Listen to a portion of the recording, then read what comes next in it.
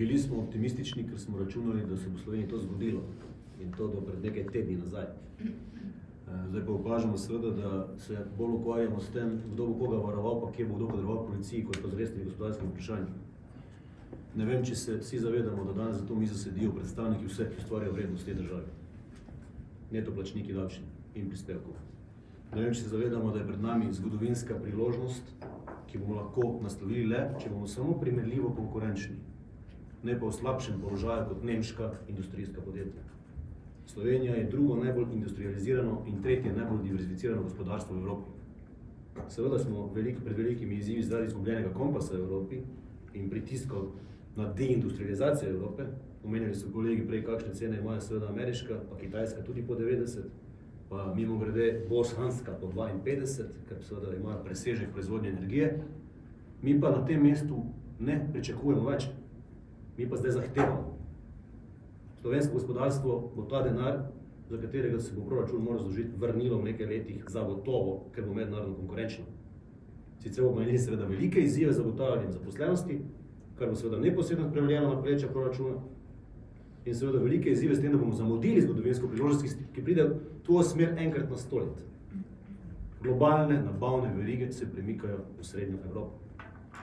Mi smo izjemno dobro pripravljeni s svojimi inženirskimi kapacitetami, s svojimi proizvodnimi kapacitetami, ampak kaj nam to pomaga, če imamo seveda strukturo gospodarstva, ki je močno energetsko intenzivna, zato ker je industrializirano.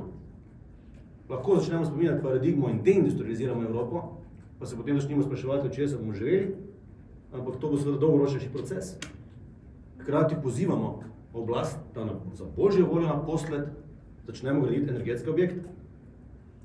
To je kratkoročni sanacijski prejem zdaj, da zagotovimo primerljivo ceno elektrike slovenskemu gospodarstvu. Kdaj se bomo odločili glede izgradnje drugega bloka nuklearne elektrarne?